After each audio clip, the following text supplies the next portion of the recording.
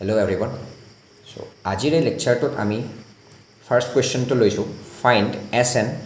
আৰু ছিগমাৰ ভিতৰত আছে এইখিনি তো আমি এতিয়ালৈকে কি শিকিলোঁ আমাৰ আগৰ ক্লাছবিলাকত যদি আমাৰ r into r plus one into r plus টুটো আমাৰ ওপৰত থাকিলে হয়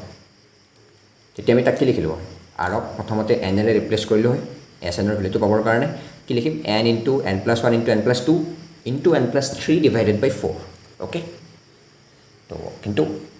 আমাৰ এই লেকচাৰটোত আমি মানে এনেকুৱা ধৰণৰ কুৱেশ্যনবিলাকক আমি কেনেকৈ টেকল কৰিব লাগে আমি সেইটো চাওঁ অ'কে তো through this question we will learn আমি এটা শিকিম যে আমি কেনেকৈ এনেকুৱা ধৰণৰ কুৱেশ্যনবিলাকক আমি ছল্ভ কৰিব লাগে প্লাছ আমি এটা টেকনিক শিকিম আৰু লগতে আমি ইয়াতে ট্ৰিক কিছুমান এপ্লাই কৰিম তো অ'কে প্ৰথমতে আমি ইয়াক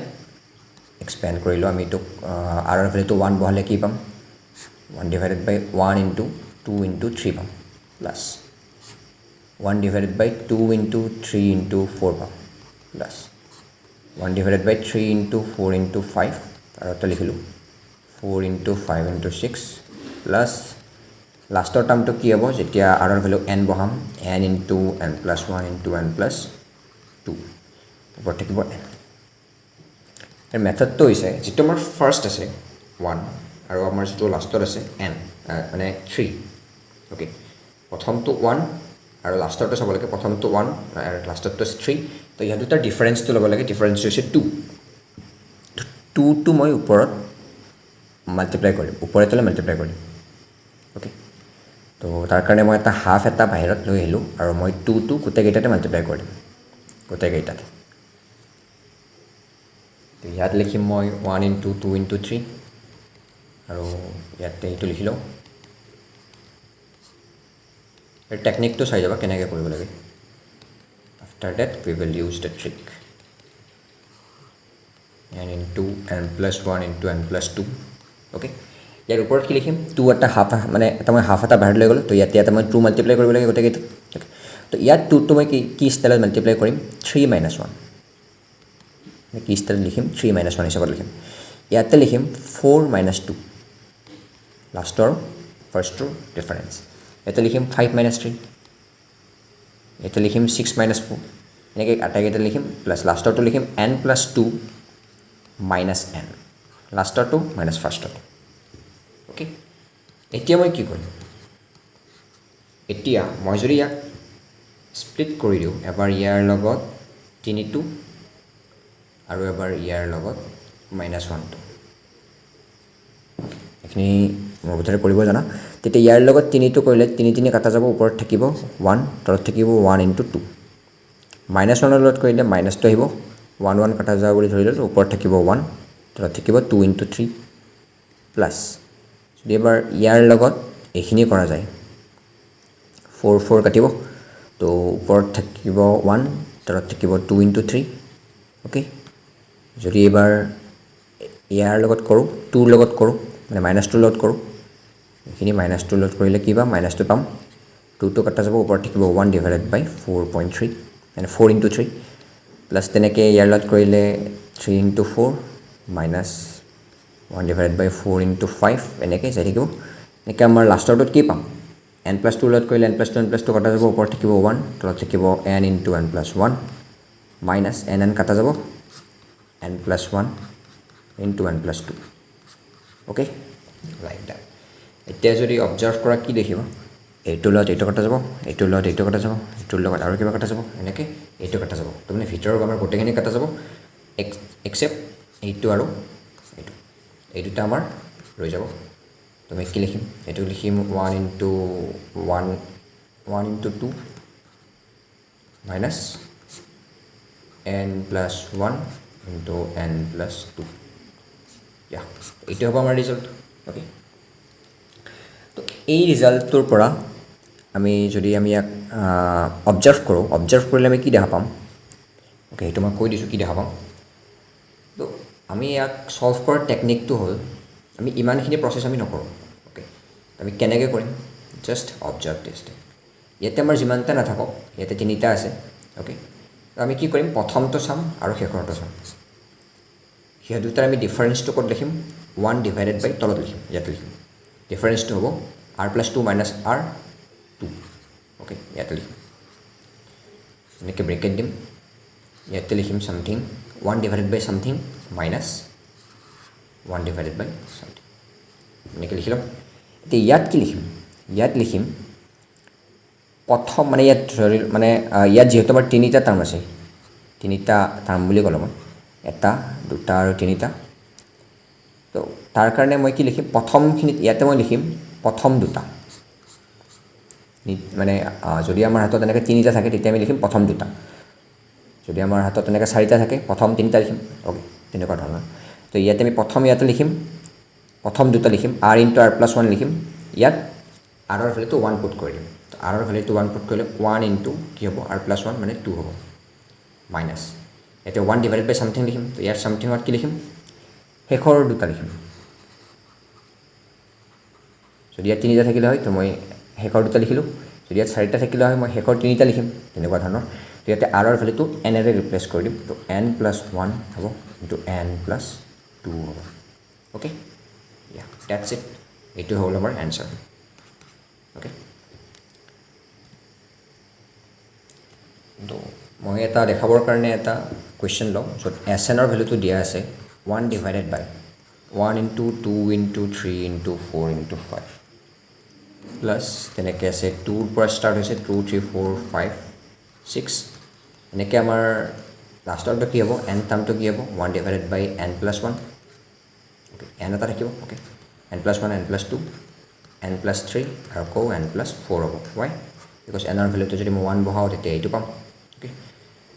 অ'কে লাইক ডেট তো ইয়াৰ ৰিজাল্টটো কি হ'ব ইয়াৰ ৰিজাল্টটো আমি ছিগমাৰ টাৰ্মত এনেকৈ লিখিব পাৰোঁ 1 divided by r r plus 1 r plus 2 r plus 3 r plus 4 পালোঁ আমাৰ হাতত এটা দুটা তিনি চাৰি পাঁচটা আছে তো আমি কি লিখিম আমি প্ৰথম ফাৰ্ষ্ট আৰু লাষ্টৰটো চাম ডিফাৰেঞ্চটো লিখিম 1 ডিভাইডেড বাই কি হ'ব ডিফাৰেঞ্চটো 4 হ'ব r প্লাছ 4 মাইনাছ r 4 হ'ব ডিফাৰেঞ্চটো তো 1 বাই 4 হ'ল এতিয়া আমি ইয়াতে লিখিম 1 ডিভাইডেড বাই সামথিং মাইনাছ 1 ডিভাইডেড বাই সামথিং ইয়াতে কি লিখিম ইয়াতে আমি ইয়াত কেইটা আছে আমাৰ এটা দুটা তিনি চাৰি পাঁচটা আছে তো আমি প্ৰথম চাৰিটা লিখিম য'ত r ৰ ভেলুটো 1 এৰে ৰিপ্লেচ কৰিম তো তেতিয়া হ'ব 1 ইনটু 2 ইনটু 3 ইনটু 4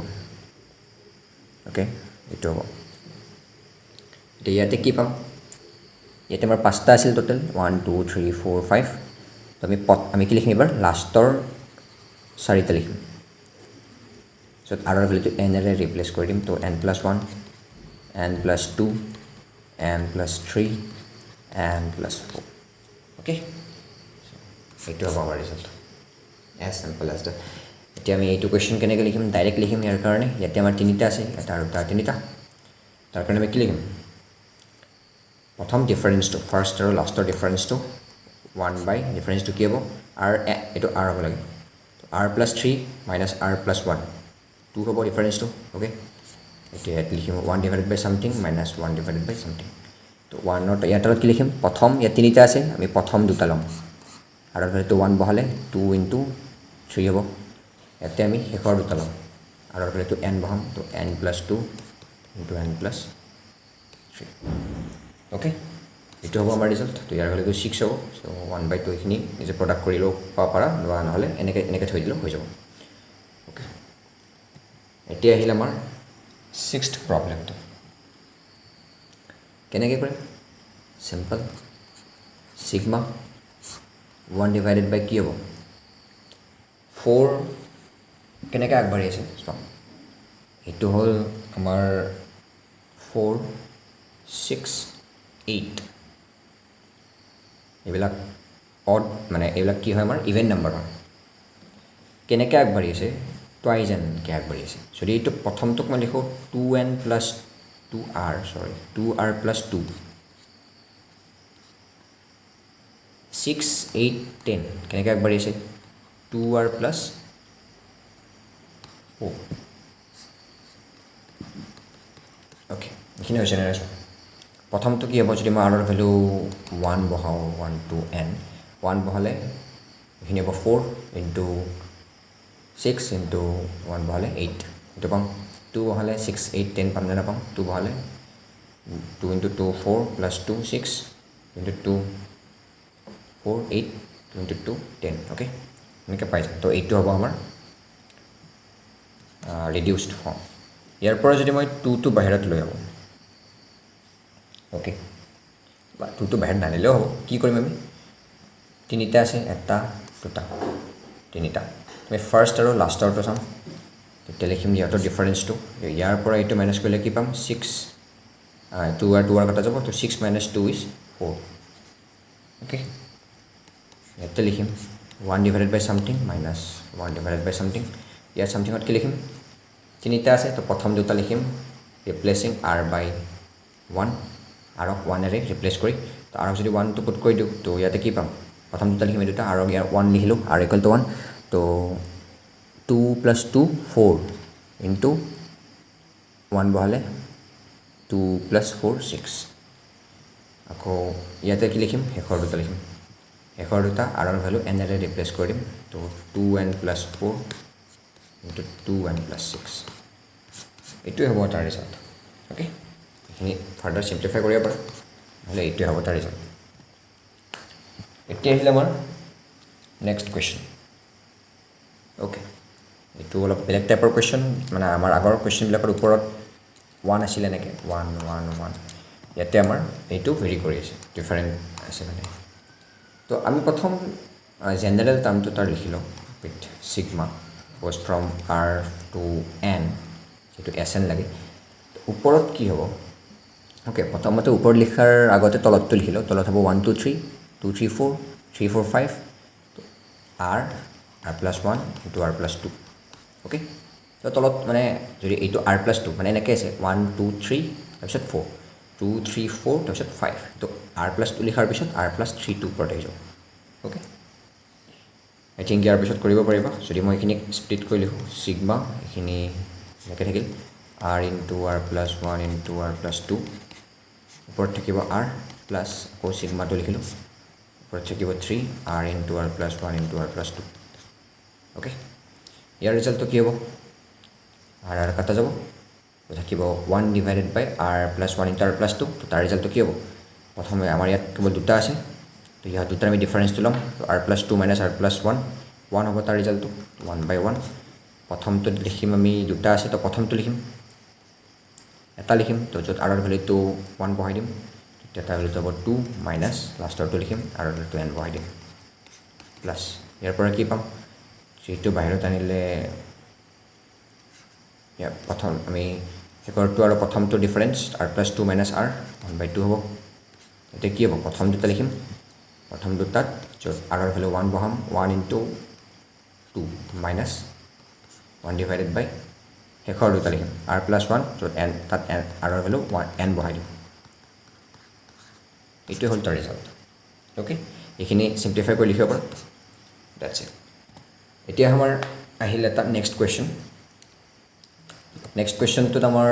অ'কে ভয় খাবলগীয়া একো নাই, জাষ্ট SN-টো লিখি লওঁ মই। মোক S ইনফাইনাইট লাগে, লাষ্টত এনৰ ভেলুটো ইনফাইনাইট বহাই দিম, ৰিজাল্ট পাই যাম। তো SN-টো লিখিম আমি sigma r goes from 1 to n। কি লিখিম? এইকেইটাক মন দি লিখিলে আমি যদি আমাৰ অ'কে এইটো আমি এনেকৈ লিখিব পাৰোঁ 1 + 2 + 3 প্লাছ এনেকৈ যাই আছে। তো আমাৰ এইটো হ'ল ফাৰ্ষ্ট, ছেকেণ্ড, থাৰ্ড, ফ'ৰ্থ। 4ত 4 আছে লাষ্টত, তো আৰত r থাকিব লাষ্টত, প্লাছ তলত 1³ 2³ এইটো হ'ল আমাৰ ফাৰ্ষ্ট টাৰ্ম, এইটো ছেকেণ্ড টাৰ্ম, এইটো থাৰ্ড টাৰ্ম, ফ'ৰ্থ টাৰ্মত 4³ আছে, তো লাষ্টত 1³ + 2³ + 3³ + 4³ এনেকৈ r³ থাকিব। ইয়া, তো আমি এইকেইটা আমি ষ্টেণ্ডাৰ্ড হয়, মই কৈছিলোঁ মনত ৰাখিবৰ কাৰণে প্ৰিভিয়াছ ক্লাছত। প্ৰথমটো কি হ'ব? 1 + 2 + 3 প্লাছ আপ টু আৰলৈকে ছামেশ্যনটো তাৰ কি হয়? তাৰ ছামেশ্যনটো হয় r ইনটু r+1 ডিভাইডেড বাই 2। r কি হৈছে? কাৰণ ইয়াত আৰলৈকে আমাক চাম লাগে। আকৌ ইয়াৰ এইটো কি হয়? 1³ + 2³ + 3³ ইয়াৰ কি হয়? এইটোৱে হয়, জাষ্ট ইয়াৰ স্কুৱেৰ হয়। অ'কে, আমি কি পাম? এইখিনিৰ লগত ইয়াৰে এটা কাটা যাব, এইটো 2 ওপৰত যাব। তো আমি কি পালোঁ? চিগমা 2 ওপৰত গ'ল, তো r ইনটু r+1 হ'ল। Okay, simple. 2টো বাহিৰত আহিল, 1 divided by r into r+1। এইখিনি কি লিখিম? 2। কি এতিয়া এইখিনিৰ কাৰণে শেষৰটাৰ প্ৰথমটো ডিফাৰেঞ্চটো হ'ব 1 ডিভাইডেড বাই 1 হ'ব তাৰ ডিফাৰেঞ্চ অ'কে লিখিম 1 ডিভাইডেড বাই সামথিং এইটো 1 ডিভাইডেড বাই কি লিখিম প্ৰথমটো আমি r ৰ ভেলু 1 পুট কৰিম তো 1 হ'ব শেষৰটো লিখিম য'ত r ৰ ভেলু n+1 দ্যাটছ ইট তো ইয়াৰ ৰিজাল্টটো হ'ব 2 × 1 - 1 এইটো পালোঁ যদি মই n ৰ ভেলুটো ইয়াতে ইনফাইনাইট বহাই দিওঁ কি পাম 2 × 1 - ইনফিনিটি + 1 তো ইনফিনিটি + 1 মিনছ ইনফিনিটি 1 বাই ইনফাইনাইট কি হ'ব এইটো গোটেই টাৰ্মটো হ'ব 0 তো 1 - 0 is 0 তাৰ ৰিজাল্টটো হ'ব 2 is the final answer of this problem simple yeah এতিয়া আহিলে এইটো আমাৰ most probably last question কেনেকৈ কৰিম so you can pause this video আৰু নিজে কৰিব পৰা কেনেকৈ কৰিব লাগে এতিয়া আমি আহিলোঁ আমি ইয়াৰ কোনো এনেকুৱা ফৰ্মুলা পোৱা নাই যে 1/tr ৰ ভেলুটো এনেকুৱা হ'ব বুলি অ'কে কিন্তু আমি যদি তাক আমি উল্টাকৈ ভাবোঁ যে যদি মই এইটো কেনেকৈ লিখোঁ n × n+1 × n+2 2 আছে ডেট মিন যদি ইয়াত 3 থাকিলে হয় তেতিয়া কিবা এটা পালোঁ হয় কি পালোঁ হয় যে আমি কি জানো সিগমা r × r+1 যদি থাকিলে হয় আমি কি লিখিলোঁ হয় n × n+1 × n+2 ডিভাইডেড বাই 3 লিখিলোঁ হয় অ'কে তো এইটো হ'লে কিন্তু ইয়াতে 12 আছে একো প্ৰব্লেম নাই এনেকৈ লিখি দিলোঁ দ্যাটছ ইট ইয়াক মই কি লিখোঁ এই 1/4টো কনষ্টেণ্ট হয় তো আগত লিখিলোঁ আৰু ইয়াক মই সিগমাৰ টাৰ্মত কি লিখিম sigma was from r n কি লিখিম এইটো লিখিম r × r+1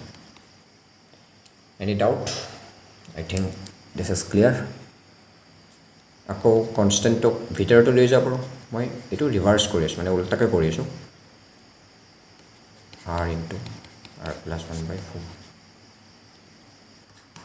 এইটো মানে কি এইটো মানে এইটোৱে লিখি দিলোঁ 1/tr তো কি হ'ব এইটোৰ লগত এইটো ইকুৱেল হ'ব ইয়াৰ পৰা আমি কি পাম tr ৰ ভেলুটো কি পাম এইটো ৰেচিপ্ৰকেলটো tr ইকুৱেলটো হ'ব এইটো উল্টি যাব ওপৰত থাকিব